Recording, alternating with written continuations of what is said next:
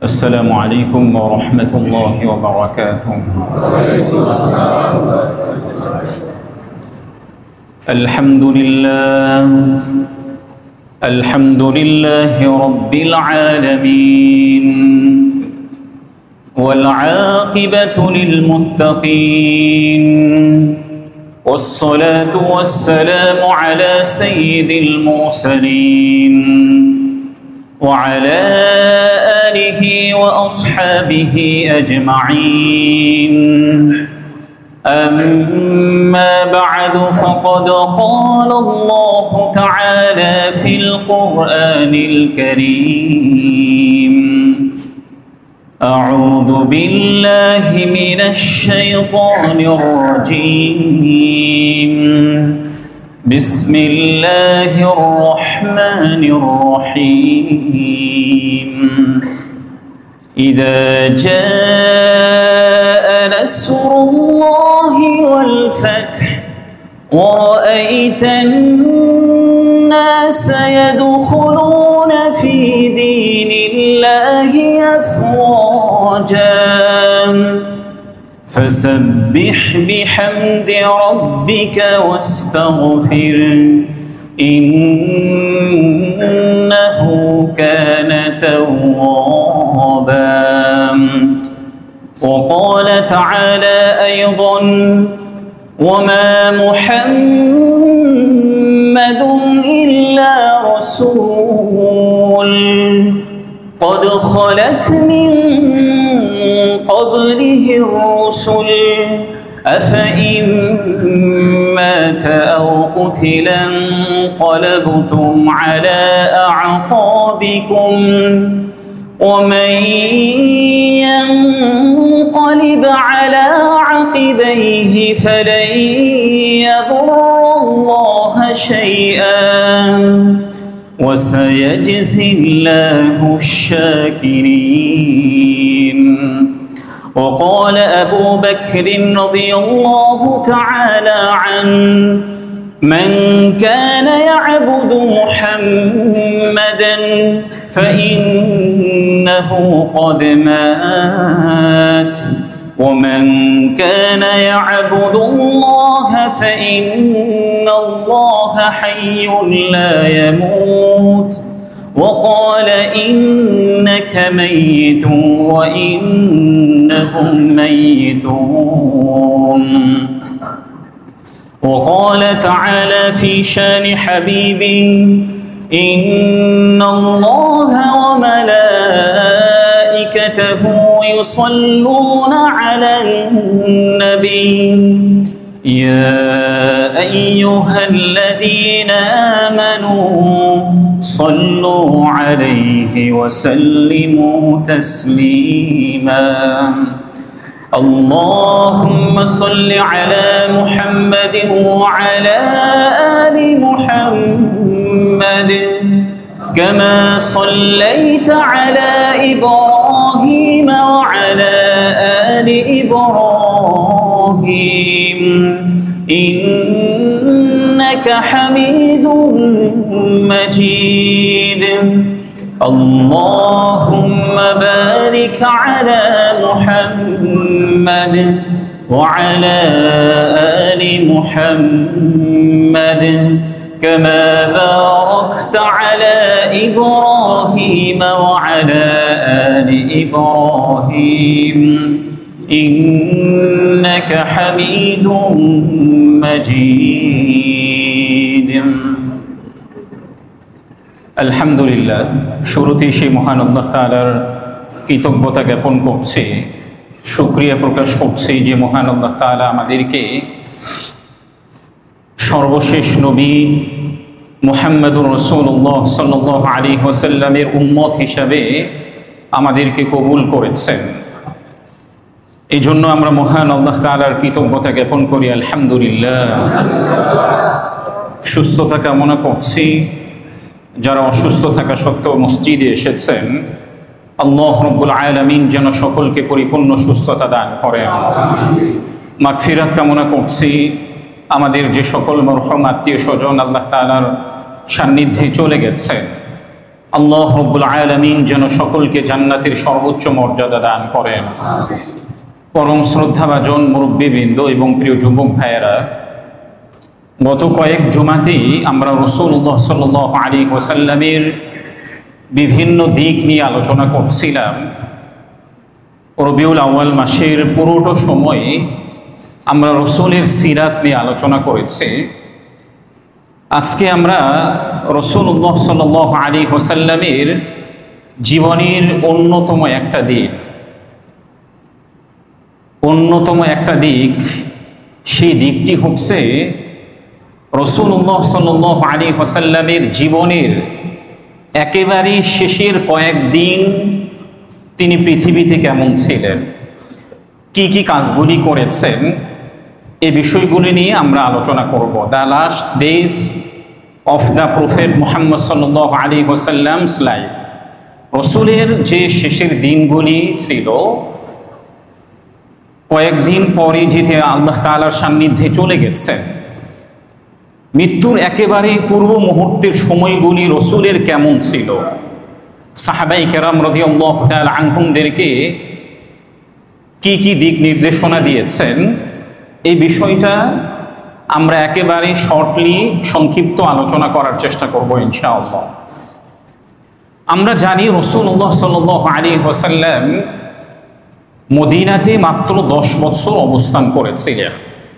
নবুয়ত প্রাপ্তির পরে তিনি মক্কাতে 13 বছর ছিলেন। মদিনায় হিজরত করার পরে তিনি মাত্র মদিনাতে 10 বছর অবস্থান করেছিলেন।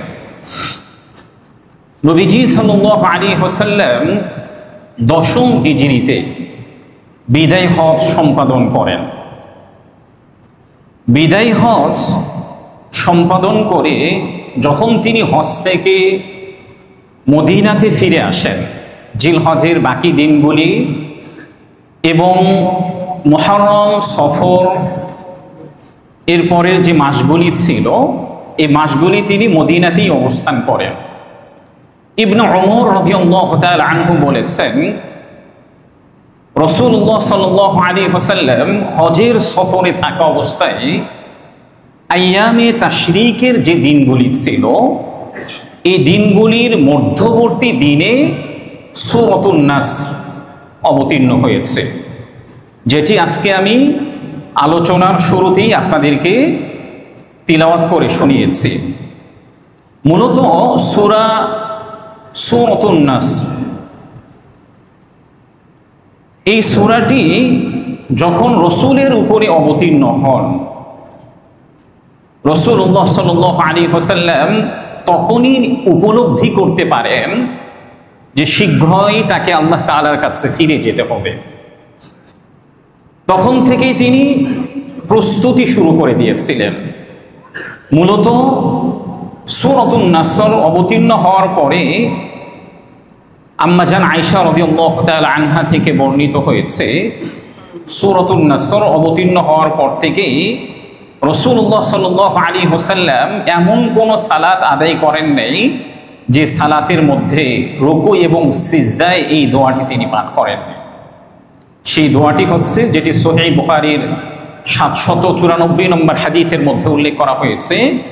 এই সূরাটি অবতীর্ণ হওয়ার পর থেকেই প্রিয় নবীজি সাল্লাল্লাহু আলাইহি ওয়াসাল্লাম এই দোয়াটি পাঠ করতেন। সেটি হচ্ছে, সুবহানাকাল্লাহুম্মা রাব্বানা ওয়া বিহামদিকা আল্লাহুম্মা গফিরলি। হে আল্লাহ, আমি আপনার পবিত্রতা ঘোষণা করছি, আপনি আমার রব, আপনারই প্রশংসা করছি, রব্বুল আলামিন আপনি আমাকে মাফ করে দেন। এই সূরাটি অবতীর্ণ হওয়ার পর থেকে নিয়ে প্রিয় নবীজি সাল্লাল্লাহু আলাইহি ওয়াসাল্লাম রুকু এবং সিজদাতে এই দোয়াটি পড়তেন। রাসূলুল্লাহ সাল্লাল্লাহু আলাইহি ওয়াসাল্লাম যে পৃথিবী থেকে বিদায় নেবেন, এটা রাসূলুল্লাহ সাল্লাল্লাহু আলাইহি ওয়াসাল্লাম আরো কি ভাবে উপলব্ধি করতে পেরেছিলেন। রাসূল যে বছর তিনি পৃথিবী থেকে বিদায় নিয়েছেন, অন্যান্য বছর তিনি রমাদানের শেষ 10 দিন তিনি ইতিকাফে থাকতেন, কিন্তু মৃত্যুর বছর তিনি 20 দিন ইতিকাফে থেকেছিলেন। রসুল পৃথিবী থেকে বিদায় নিবেন, এর আরও একটা নিদর্শন হচ্ছে হযরত জিবরিল আলাইহিস সালাতু ওয়াস সালাম প্রতি রমজান মাসেই রাসূলুল্লাহ সাল্লাল্লাহু আলাইহি ওয়াসাল্লামকে পুরো কোরআনুল কারীম একবার শুনিয়ে দিতেন। পুরো কোরআনুল কারীম রমজান মাসে একবার শুনিয়ে দিতেন। কিন্তু যে বছর নবীজি পৃথিবী থেকে বিদায় নিয়েছেন সেই বছর হযরত জিবরিল আলাইহিস সালাতু ওয়াস সালাম নবীজিকে 2 বার কোরআনুল কারীম শুনিয়ে দিয়েছেন। যে বছর হযরত জিবরিল আলাইহিস সালাতু ওয়াস সালাম নবীজিকে 2 বার কোরআনুল কারীম পাঠ করে শুনিয়েছেন, এর কারণ ব্যাখ্যা করতে গিয়ে নবীজি নিজেই তার প্রিয় কন্যা ফাতিমা রাদিয়াল্লাহু তাআলা আনহাকে ডেকে বললেন, আমার মন বলছে আমার মৃত্যু খুব নিকটে চলে এসেছে, আমার মৃত্যুটা খুব নিকটে চলে এসেছে, যেটি সহিহ বুখারীর 6285 নম্বর হাদিসের মধ্যে উল্লেখ করা হয়েছে। নবীজি যে সময় একেবারে নিকটে চলে এসেছে, আর এর আরও একটি প্রমাণ হচ্ছে সুনানুন নাসাঈর 3062 নম্বর হাদিসের মধ্যে উল্লেখ করা হয়েছে, নবীজি 10ম হিজরিতে যে বিদায় হজের ভাষণ দিয়েছিলেন, এই ভাষণের শুরুতেই নবীজি বলেছিলেন, ইন্নী লা আদরি লাআল্লি লা আলকাকুম বা'দা আমী হাযা বিহাযাল মাওকিফি আবাদা। আমি জানি না এবছর পরে এই ময়দানে আর কখনো তোমাদের সঙ্গে মিলিত হতে পারবো কিনা। নবীজি সাহাবীদেরকে বলেছিলেন, আমি জানি না এই ময়দানে পরবর্তী বছর কিংবা আর কখনোই তোমাদের সঙ্গে মিলিত হতে পারবো কিনা। নবীজি যে পৃথিবী থেকে বিদায় নেবেন এর আরও একটি প্রমাণ হচ্ছে, যেটি সুনানুন নাসাঈর 3062 নম্বর হাদিসের মধ্যে উল্লেখ করা হয়েছে। প্রিয় নবীজি সাল্লাল্লাহু আলাইহি ওয়াসাল্লাম সাহাবীদেরকে লক্ষ্য করে বলেছিলেন, খুযু আন্নী মানাসিকাকুম ফালাআল্লি লা আহুজ্জু বা'দা আমী হাযা। হে আমার সাহাবীরা, তোমরা যে পরবর্তীতে হজ সম্পাদন করবে, এই হজের যে রুলসগুলি আছে, নিয়ম নীতিগুলি আছে, এগুলি তোমরা আমার কাছ থেকে ভালোভাবে শিক্ষা গ্রহণ করে নাও, কারণ এই বছর পরে আর আমি হজ করতে পারবো না। এই বছর পরে আমি আর হজ করতে পারবো না। এছাড়া নবীজি সাল্লাল্লাহু আলাইহি ওয়াসাল্লাম তিনি নিজে উপলব্ধি করতে পেরেছিলেন যে তিনি আল্লাহ তাআলার সান্নিধ্যে চলে যাবেন। এই জন্য তিনি মদিনাতে যাওয়ার পরে মদিনার একেবারে পাশে যে উহুদ প্রান্তে যে সকল সাহাবীরা শহীদ হয়ে গিয়েছিলেন তাদের কবর জিয়ারতের জন্য তিনি গমন করেন এবং তাদের জন্য এমনভাবে দোয়া করেন কেমন যেন মনে হচ্ছিল তিনি জীবিত এবং মৃত সকল ব্যক্তিদের থেকে বিদায় গ্রহণ করছেন। যেটি মুসনাদ আহমদের যে হাদিসটি এসেছে সহিহ বুখারীর একটি হাদিসের মধ্যে,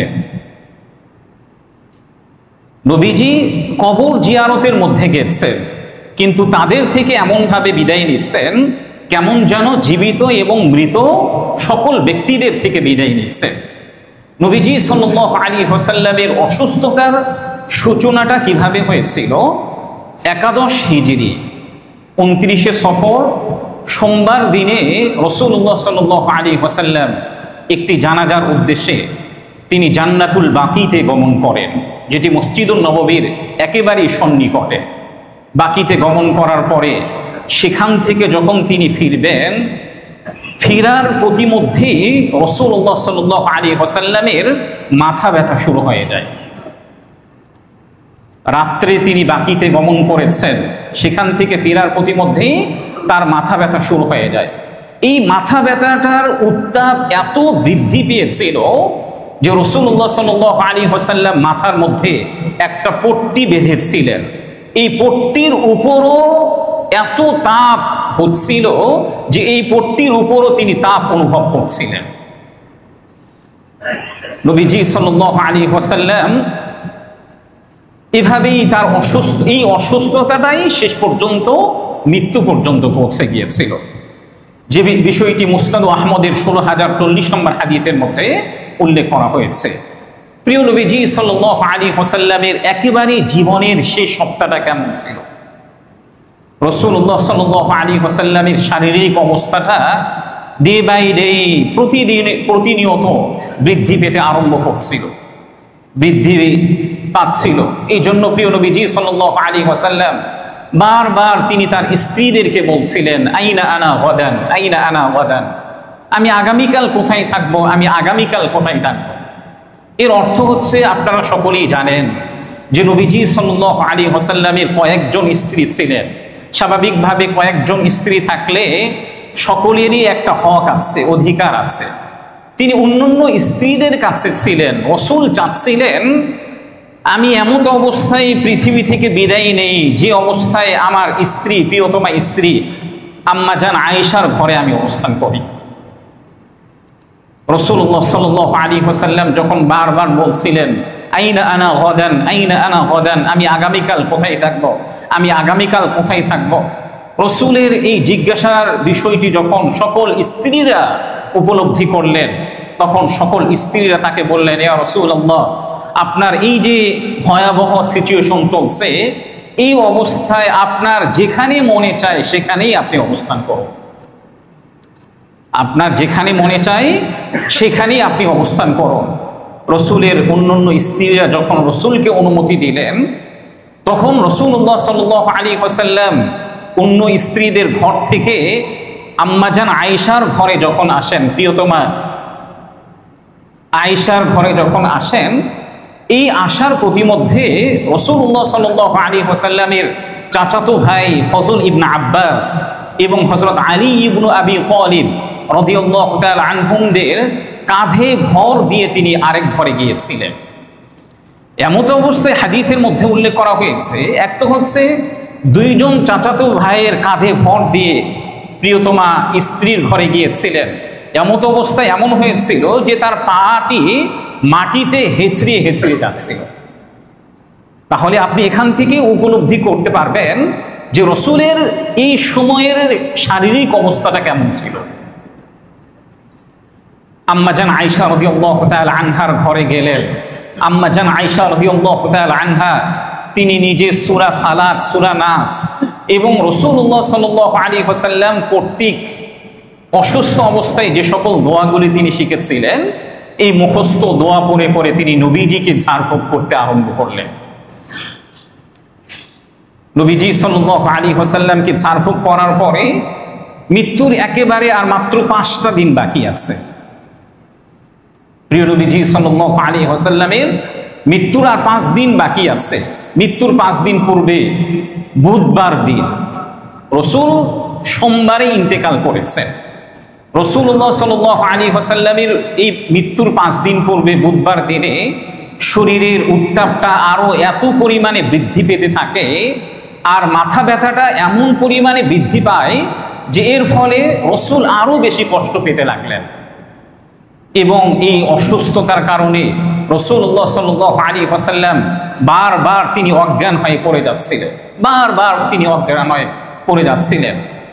অসুস্থ থাকা অবস্থায় রাসূলুল্লাহ সাল্লাল্লাহু আলাইহি ওয়াসাল্লাম বললেন যে আমার শরীরে বিভিন্ন কূপের যে পানি আছে, এই কূপগুলো থেকে 7 মস্ক পানি আমার শরীরের মধ্যে ঢেলে দাও।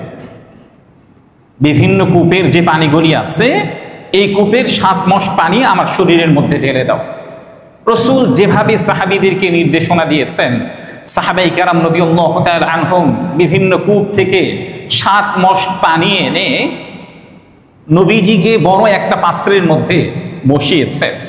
বড় একটা পাত্রের মধ্যে বসার পরে নবীজির শরীরে ওই বিভিন্ন কূপের যে 7 মস্ক পানি আনা হয়েছে, নবীজির শরীরে এমনভাবে ঢালতে আরম্ভ করলেন, দীর্ঘ সময় পর্যন্ত ঢালতে আরম্ভ করলেন। এক পর্যায়ে প্রিয় নবীজি সাল্লাল্লাহু আলাইহি ওয়াসাল্লাম সাহাবীদেরকে বললেন, হাসবুকুম হাসবুকুম, বাস বাস হয়ে গেছে, আর আমার শরীরের মধ্যে পানি ঢালতে হবে না। দীর্ঘক্ষণ শরীরের মধ্যে পানি ঢালার পরে রাসূল কিছুটা সুস্থতা অনুভব করলেন। মনে হচ্ছিল তার কাছে যে ইতিপূর্বে আমার শরীরে যেমনটা আমি যন্ত্রণা অনুভব করছিলাম, এই যন্ত্রণাটা আমি কিছুটা প্রশমিত অনুভব করছি। এরপরে তিনি মসজিদে গমন করেন, তখনও তার মাথায় কিন্তু পট্টি বাঁধা ছিল। বুধবার দিনে তিনি মসজিদে গমন করেন মসজিদে গমন করার পরে তিনি মসজিদের মেম্বারে আরোহণ করে কিছু কতিপয় বিভিন্ন বিষয় সাহাবীদেরকে নসিহা করেছেন, উপদেশ দিয়েছেন। এর মধ্য থেকে সহিহ বুখারীর 435 নম্বর হাদিসের মধ্যে উল্লেখ করা হয়েছে, নবীজি যে অসুস্থ অবস্থায় সাহাবীদেরকে যে নসিহাগুলি করেছিলেন এর মধ্য থেকে অন্যতম একটা নসিহা হচ্ছে, قال رسول الله صلى الله عليه وسلم لعنة الله على اليهود والنصارى اتخذوا قبور أنبيائهم مساجد। প্রিয় নবীজি সাল্লাল্লাহু আলাইহি ওয়াসাল্লাম অসুস্থ থাকা অবস্থায় তিনি মিম্বারের উপরে আরোহণ করে তিনি কতিপয় উপদেশ সাহাবীদেরকে দিতে লাগলেন। এর মধ্য থেকে অন্যতম একটা উপদেশ হচ্ছে, ইহুদি এবং নাসারাদের প্রতি আল্লাহ রাব্বুল আলামিনের লানত বর্ষিত হোক, কারণ তারা তাদের নবীদের কবরকে মসজিদে পরিণত করেছে। ইতিপূর্বে যে সকল নবীরা এবং রাসূলরা এসেছে, ইহুদিদের কাছে, খ্রিস্টানদের কাছে নবীরা মারা গেছে, নবীদের কবরের উপরে তারা মসজিদ বানিয়ে দিয়েছে, যেটা ইসলামের মধ্যে নিষেধ। নবীজি সাল্লাল্লাহু আলাইহি ওয়াসাল্লামের এই হাদিসটি সহিহ বুখারীর 435 নম্বরের মধ্যে উল্লেখ করা হয়েছে। নবীজি আরো কি ওসিয়ত করেছেন, নসিহা করেছিলেন? নবীজি সাল্লাল্লাহু আলাইহি ওয়াসাল্লাম বলেছেন, আল্লাহুম্মা লা তাজআল কবরি ওয়াতানান ইউবাদ। হে আল্লাহ, আমার কবরকে এমন মূর্তি কিংবা পূজনীয় হিসাবে বানিও না যে আমার মৃত্যুর পরে আমার কবরকে কেন্দ্র করে লোকেরা আমার কবরকে সামনে রেখে পূজা করবে। নবীজি অসুস্থ থাকা অবস্থায় তিনি আল্লাহ তাআলার কাছে দোয়াও করেছিলেন, যেটি মুয়াত্তা ইমাম মালিকের 402 নম্বর হাদিসের মধ্যে উল্লেখ করা হয়েছে। কিছু উপদেশ দেওয়ার পরে প্রিয় নবীজি সাল্লাল্লাহু আলাইহি ওয়াসাল্লাম তিনি মেম্বার থেকে নিচে অবতরণ করে তিনি নামাজের ইমামতি করলেন। তারপর আবারও মেম্বারে আরোহণ করে আনসারদের সম্পর্কে তিনি সাহাবীদেরকে কিছু উপদেশ দিতে লাগলেন। নামাজের পূর্বেও সাহাবীদেরকে উপদেশ দিয়েছেন, নামাজের পরে আবারও মেম্বারের উপর আরোহণ করে তিনি আনসারদের সম্পর্কে তিনি উপদেশ দিতে লাগলেন। এর মধ্য থেকে আনসারদের একটা উপদেশ দিতে লাগলেন যে, দেখো, আনসাররা যারা আছে তারা হচ্ছে আমার অন্তর এবং কলিজা। আনসাররা, মদিনাতে যারা আনসার আছে, কারণ আমি যখন মক্কা থেকে মদিনাতে হিজরত করেছি, এই আনসাররা ছাড়া আমাকে সহযোগিতা করার আর কেউই ছিল না। এই জন্য প্রিয় নবীজি সাল্লাল্লাহু আলাইহি ওয়াসাল্লাম তাদের ব্যাপারে বলেছিলেন, এই আনসাররা হচ্ছে আমার অন্তর এবং কলিজা। কিয়ামতের পূর্বে পৃথিবীতে অনেক মানুষ বৃদ্ধি পেতে থাকবে, কিন্তু আনসাররা কমে যাবে। এমনকি খাবারের মধ্যে লবণ যেমন একটু হয়, একটু লাগে, কিয়ামতের পূর্ব মুহূর্তে আনসাররাও এভাবে কমতে থাকবে। এই জন্য আপনি দেখবেন মদিনাতে গেলে আনসার একেবারেই খুব কম পাবেন। একেবারে গ্রাম অঞ্চলে না গেলে আপনি মদিনার সেই সময়ের আনসারদেরকে, তাদের বংশধারাটা পাবেন না, খুব কম। নবীজির যে ভবিষ্যৎবাণী, এটা আল্লাহ তাআলা কবুল করে নিয়েছিলেন। নবীজি আরো বলেন, যেটি হযরত আবু সাঈদ খুদরি রাদিয়াল্লাহু তাআলা আনহু থেকে বর্ণিত হয়েছে, নবীজি সাল্লাল্লাহু আলাইহি ওয়াসাল্লাম তিনি নামাজের পরে মেম্বরে আরোহণ করে তিনি আরো কিছু বিষয় বললেন। এর মধ্য থেকে অন্যতম একটা বিষয় বললেন যে, আল্লাহ তাআলা একজন বান্দাকে দুটি বিষয়ের অধিকার দিয়েছেন। আজকের আলোচনাটি খুবই মনোযোগ সহকারে শ্রবণ করার আমি অনুরোধ করছি, খুবই গুরুত্বপূর্ণ এগুলো বিষয়। নবীজি নামাজের পরে সাহাবীদেরকে বললেন যে, দেখো, এই হাদিসটি সহিহ বুখারীর 3904 নম্বরের মধ্যে উল্লেখ করা হয়েছে। নবীজি বললেন যে, আল্লাহ তাআলা একজন বান্দাকে দুইটি বিষয়ের অধিকার দিয়েছেন, যে তুমি দুনিয়ার চাকচিক্য গ্রহণ করবে নাকি তুমি আখিরাতটাকে গ্রহণ করবে। কিন্তু ওই বান্দা দুনিয়ার চাকচিক্য গ্রহণ না করে আখিরাতকে গ্রহণ করেছেন। এই কথা শোনার পরে হযরত আবু বকর সিদ্দিক রাদিয়াল্লাহু তাআলা আনহু তিনি নিজে কাঁদতে আরম্ভ করলেন এবং বললেন, ইয়া রাসূলুল্লাহ, তিনি বললেন, আমাদের পিতামাতা আপনার প্রতি উৎসর্গিত হোক, আমাদের সকলেরই পিতামাতা আপনার প্রতি উৎসর্গিত হোক। হযরত আবু সাঈদ খুদরি রাদিয়াল্লাহু তাআলা আনহু তিনি নিজেও একজন বড় সাহাবী, তিনি নিজে বলছেন, আরে আবু বকর কি পাগল হয়ে গেল নাকি? নবীজি তো একজন বান্দার ব্যাপারে তিনি কথা বলছেন, কিন্তু আবু বকর এখানে মূলত কান্নার রহস্যটা কি? এই ঘটনার পরিপ্রেক্ষিতে আবু বকর কেন কাঁদছেন? তখন তাদের সকলেরই বুঝে আসলো আল্লাহ তাআলা যে বান্দাকে দুটি বিষয়ের অধিকার দিয়েছেন সেই বান্দাটি আর অন্য কেউই নয়, স্বয়ং মুহাম্মদুর রাসূলুল্লাহ সাল্লাল্লাহু আলাইহি ওয়াসাল্লাম। নবীজির সম্মুখে অসংখ্য সাহাবায়ে কেরাম উপস্থিত ছিলেন, কিন্তু নবীজি যে আল্লাহ তাআলার সান্নিধ্যটাকে গ্রহণ করেছেন এটা কেউই বুঝতে পারেন নাই, একমাত্র আবু বকর বুঝতে পেরেছেন।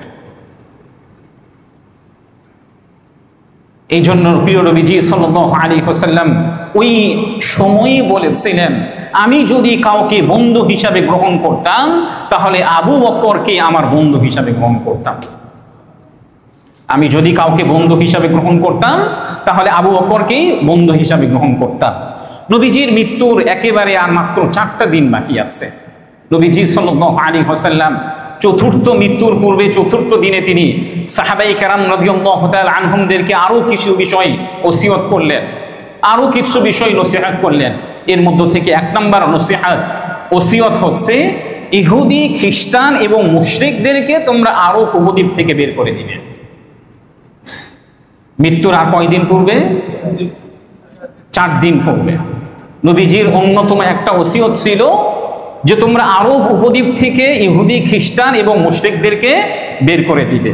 2 নম্বর ওসিয়ত ছিল যে দেখো বিভিন্ন দেশ থেকে আমার কাছে প্রতিনিধি দলেরা আগমন করত, আমি যেভাবে তাদেরকে আপ্যায়ন করতাম, যেভাবে সম্মান করতাম, সেভাবেই তোমরা তাদেরকে আপ্যায়ন করবে এবং সম্মান করবে, যেটি সহিহ বুখারীর 3168 নম্বরের মধ্যে উল্লেখ করা হয়েছে। 3 নম্বর ওসিয়তটা ছিল তোমরা আল্লাহ তাআলার কিতাবকে ভালোভাবে আঁকড়ে ধরবে, যেটি সহিহ বুখারী 2740 নম্বরের মধ্যে উল্লেখ করা হয়েছে। নবীজির মৃত্যুর পূর্বে একেবারে চতুর্থ দিনে তিনি এই 3টি ওসিয়ত সাহাবায়ে কেরাম রাদিয়াল্লাহু তাআলা আনহুমদেরকে করেছিলেন। রাসূলের সর্বশেষ ইমামতি মৃত্যুর 4 দিন পূর্বে তিনি বৃহস্পতিবার মাগরিবের সালাতের ইমামতি ছিল রাসূলুল্লাহ সাল্লাল্লাহু আলাইহি ওয়াসাল্লামের সর্বশেষ ইমামতি। যদিও রাসূল আরো কয়েকদিন পূর্বে তিনি অসুস্থ হয়েছিলেন, কিন্তু এই অসুস্থ শরীর নিয়ে তিনি ইমামতির দায়িত্ব পালন করছিলেন। সর্বশেষ বৃহস্পতিবার তিনি মাগরিবের সালাতের ইমামতি করেছেন এবং এই ইমামতিতে রাসূলুল্লাহ সাল্লাল্লাহু আলাইহি ওয়াসাল্লাম মাগরিবের প্রথম 2 রাকাতে তিনি সূরাতুল মুরসালাত পাঠ করেছিলেন। হযরত আবু বকর রাদিয়াল্লাহু তাআলা আনহুর ইমামতি শুরু হয় বৃহস্পতিবার এশার নামাজের সময় থেকে। রাসূলুল্লাহ সাল্লাল্লাহু আলাইহি ওয়াসাল্লাম মাগরিবের নামাজ আদায় করার পরে তিনি অসুস্থতা অনুভব করলেন, বারবার অজ্ঞান হয়ে পড়ছেন। তিনি সুস্থ জ্ঞান ফেরার পরে তিনি আম্মাজান আয়েশাকে বলছেন, আসল্লান নাস, মানুষরা কি সবাই এশার নামাজ পড়ে ফেলেছে? আয়েশা রাদিয়াল্লাহু তাআলা আনহা বললেন, না ইয়া রাসূলুল্লাহ, এখনো এশার নামাজ পড়েন নাই। রাসূল আবারও অজ্ঞান হয়ে পড়লেন। জ্ঞান ফেরার পরে আবারও জিজ্ঞাসা করলেন, আসল্লান নাস, মানুষরা কি সবাই এশার নামাজ পড়ে ফেলেছে? এভাবে 3 বার জিজ্ঞাসা করলেন। যখন কোনোভাবেই রাসূলুল্লাহ সাল্লাল্লাহু আলাইহি ওয়াসাল্লামের দ্বারা এশার নামাজ পড়ানোটা সম্ভব হলো না, পরিশেষে তিনি ব্যর্থ হয়ে হযরত আবু বকর সিদ্দিক রাদিয়াল্লাহু তাআলা আনহুকে এশার নামাজের ইমামতি করার জন্য নির্দেশনা দিলেন। যখন হযরত আবু বকরকে এশার নামাজের ইমামতি করার জন্য রাসূলুল্লাহ সাল্লাল্লাহু আলাইহি ওয়াসাল্লাম নির্দেশনা দিলেন, তখন আম্মাজান আয়েশা রাদিয়াল্লাহু তাআলা আনহার আপন বাবা তো হচ্ছে হযরত আবু বকর সিদ্দিক রাদিয়াল্লাহু তাআলা আনহু। লোকেরা কেউ কিছু মনে করবে কিনা এই জন্য আম্মাজান আয়েশা বারবার রাসূলকে বলছেন, ইয়া রাসূলুল্লাহ, আমার পিতা ছাড়া আপনি অন্য কাউকে বলেন। এভাবে তিনি বারবার তিনি রাসূলকে বলছিলেন, ইয়া রাসূলুল্লাহ, আমার পিতা ছাড়া আপনি অন্য আর কাউকে নামাজের জন্য নির্দেশনা দিন। তখন রাসূলুল্লাহ সাল্লাল্লাহু আলাইহি ওয়াসাল্লাম বারবার বলছিলেন, মুরু আবা বকরিন ফালইসাল্লি বিন-নাস, তোমরা আবু বকরকে নির্দেশ দাও সে যেন মানুষদেরকে নিয়ে সালাত আদায় করে।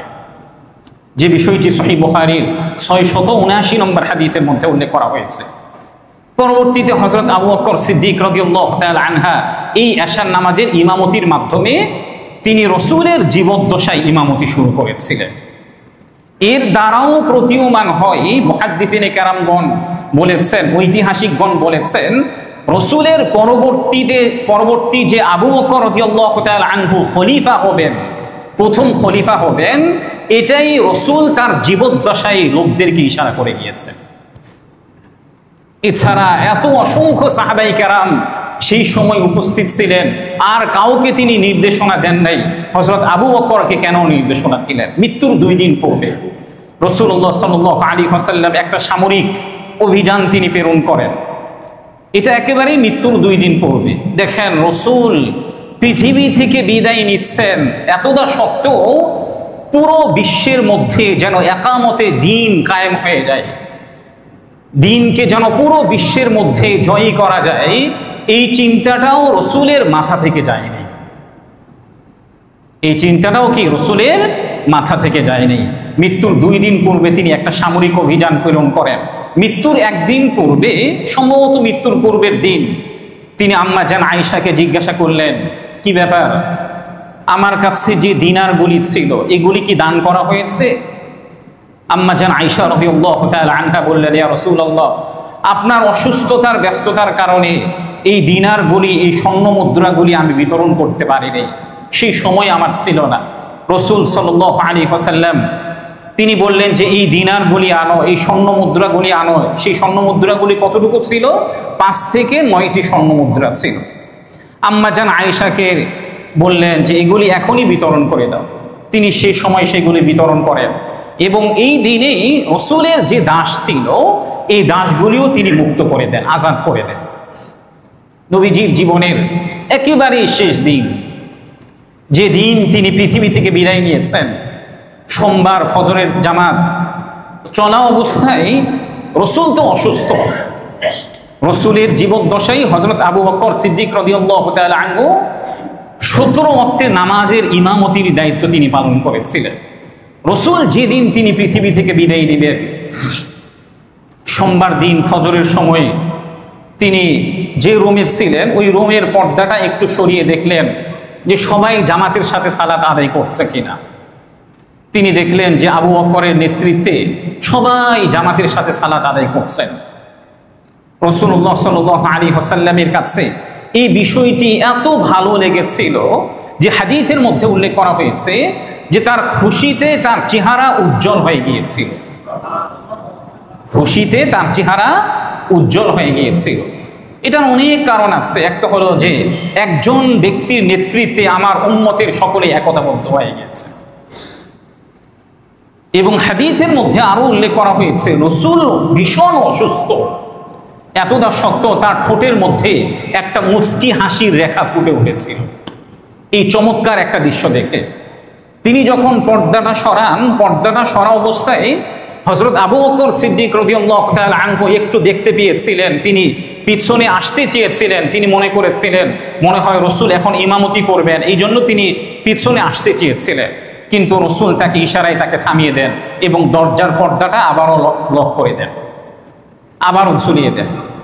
এরপরে সূর্য কিছুটা উপরে উঠলে রাসূলুল্লাহ সাল্লাল্লাহু আলাইহি ওয়াসাল্লাম তার প্রিয় কন্যা ফাতিমা রাদিয়াল্লাহু তাআলা আনহাকে ডাকেন। ফাতিমা রাদিয়াল্লাহু তাআলা আনহাকে ডাকার পরে একেবারে তার কানে কানে কিছু কথা বললেন। আম্মা জান আয়েশা কিন্তু একেবারে তার কাছাকাছি ছিল। রাসূল তার প্রিয় কন্যা ফাতিমাকে কাছে ডাকলেন। হযরত ফাতিমা রাদিয়াল্লাহু তাআলা আনহা তিনি কান্না শুরু করলেন। এরপর আবারও হযরত ফাতিমাকে ডাকলেন।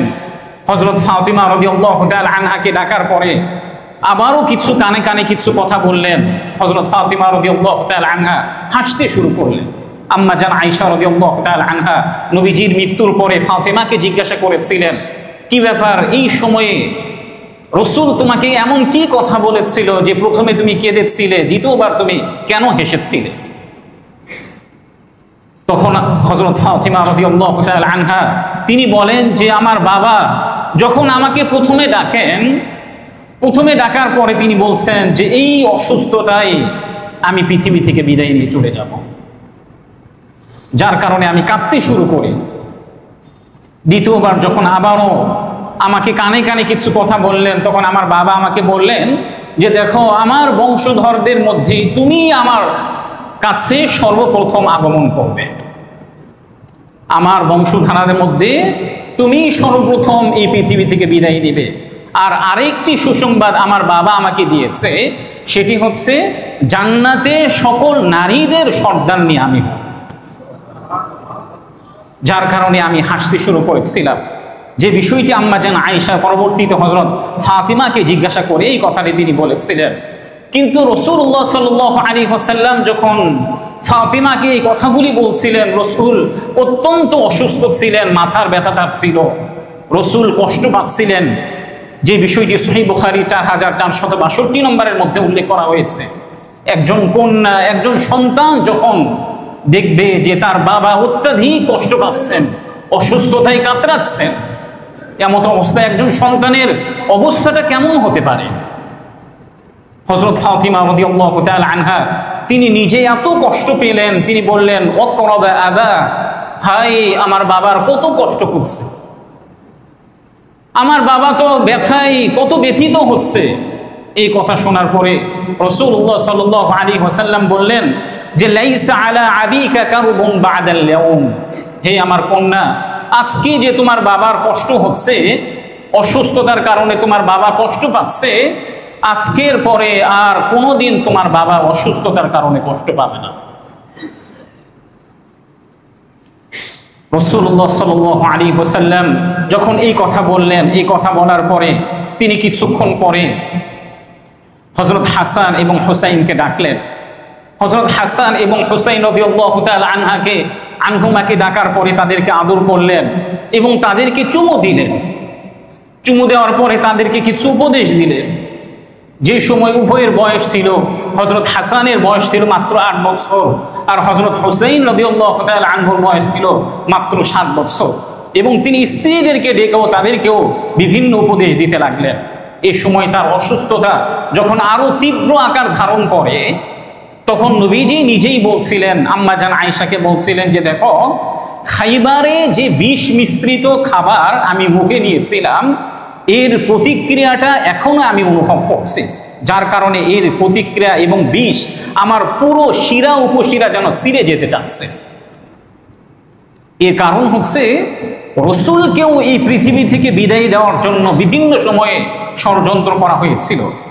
খাইবারে 7ম হিজরিতে রাসূলুল্লাহ সাল্লাল্লাহু আলাইহি ওয়াসাল্লামকে এক ইহুদি নারী তার বাসায় ইনভাইট করে, রাসূলের সঙ্গে আরো কয়েকজন সাহাবী ছিলেন, বাসায় আহ্বান করে রাসূলের সম্মুখে বিষ মিশ্রিত একটা বকরির ভুনা তার সম্মুখে উপস্থাপন করেছিলেন।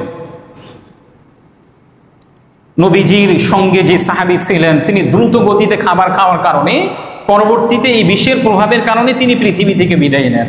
রাসূল যখন ওই ভুনা মুখে দিয়েছিলেন, হযরত জিবরিল আলাইহিস সালাতু ওয়াস সালাম, একটা বর্ণনায় এসেছে হযরত জিবরিল তাকে জানিয়েছেন, আরেকটা বর্ণনায় এসেছে স্বয়ং গোশতই রাসূলকে জানিয়েছেন, ইয়া রাসূলুল্লাহ, এই গোশতের মধ্যে বিষ মিক্স করা হয়েছে।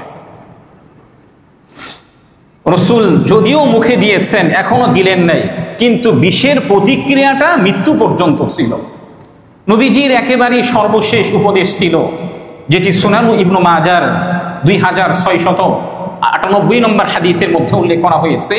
হযরত আলী ইবনু আবি তালিব রাদিয়াল্লাহু তাআলা আনহু তিনি নিজে বলেন, রাসূলুল্লাহ সাল্লাল্লাহু আলাইহি ওয়াসাল্লামের একেবারেই সর্বশেষ কথা ছিল, আস-সালাহ আস-সালাহ ওয়া মা মালাকাত আইমানুকুম, যে তোমরা নামাজের যত্নবান হবে, তোমরা নামাজের যত্নবান হবে।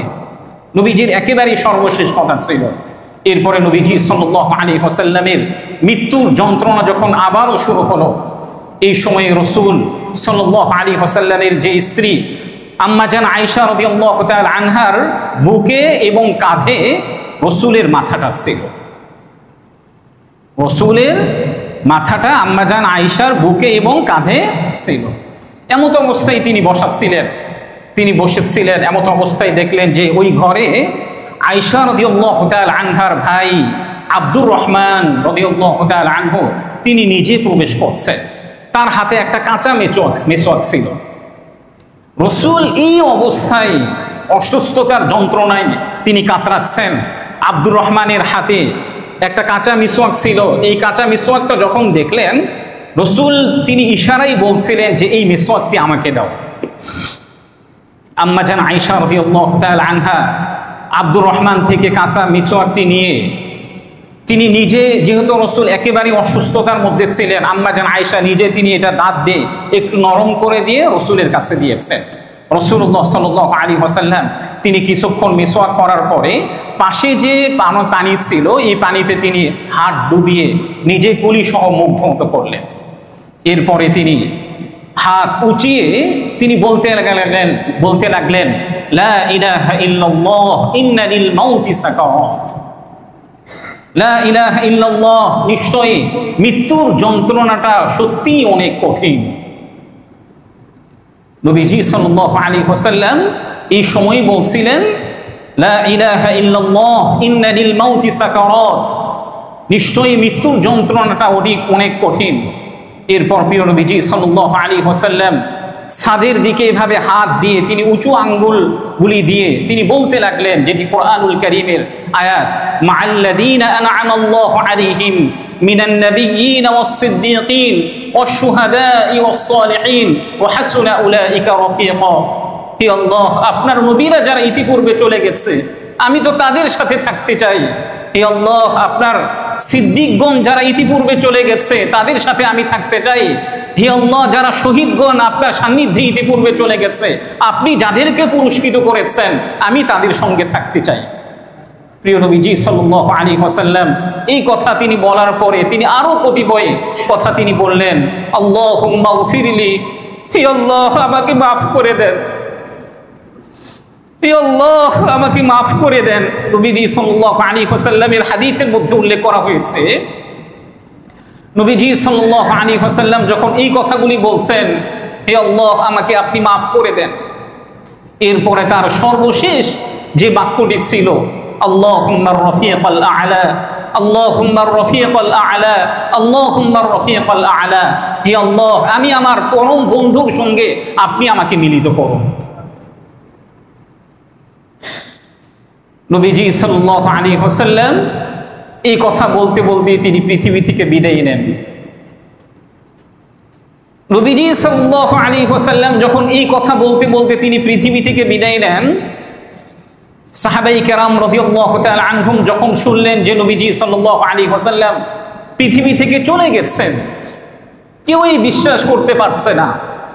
হযরত ওমর রাদিয়াল্লাহু তাআলা আনহু একেবারে হতবিহ্বল হয়ে পড়েন। কি করবেন, এক একজন সাহাবী কে কি করবেন কেউই বুঝে উঠতে পারছিলেন না। আপনি চিন্তা করুন যে আপনার সবচেয়ে প্রিয়তম ব্যক্তি এই পৃথিবী থেকে বিদায় নিয়েছে, আপনার সবচেয়ে প্রিয়তম ব্যক্তি পৃথিবী থেকে বিদায় নিয়েছে, আপনার সম্মানিতা মা, আপনার সম্মানিত বাবা কিংবা আপনার প্রিয়তমা স্ত্রী এই পৃথিবী থেকে বিদায় নিয়েছে। এই সময়ে আপনার সিচুয়েশনটা কেমন হবে? সাহাবায়ে কেরাম রাদিয়াল্লাহু তাআলা আনহুমদের এই পরিস্থিতিটাই ছিল, বরং আমাদের চেয়েও তাদের হাজার গুণের পরিস্থিতিটা খারাপ ছিল। প্রিয় ভাই, আপনি চিন্তা করেন তো, যে মানুষটিকে কখনোই আমরা দেখি নাই, যে মানুষটির কণ্ঠস্বর কখনোই আমরা শুনি নাই, যে মানুষটির সান্নিধ্যে কখনো বসার সৌভাগ্য আমাদের হয় নাই, যে মানুষটির দূরত্ব এবং আমাদের দূরত্ব প্রায় 1400 বছরের আরো বেশি ব্যবধান, যে মানুষটি আমাদের থেকে বিদায় নিয়েছেন আরো 1400 বছর পূর্বে, সেই মানুষটি আমাদের কি করে এত আপন হয়ে গেল? এই জন্য দেখবেন নবীজিকে নিয়ে একজন ব্যক্তি কটূক্তি করছে, একজন ব্যক্তি হয়তো সে সারা জীবন সালাত আদায় করে নাই, রোজা রাখে নাই, যাকাত দেয় নাই, কিন্তু নবীজিকে কটূক্তি করেছে। এই আন্দোলনে গিয়ে সে আল্লাহ তাআলার রাস্তায় শহীদ হতে গিয়ে কোনো ধরনের কোনো পিছপা হয় না।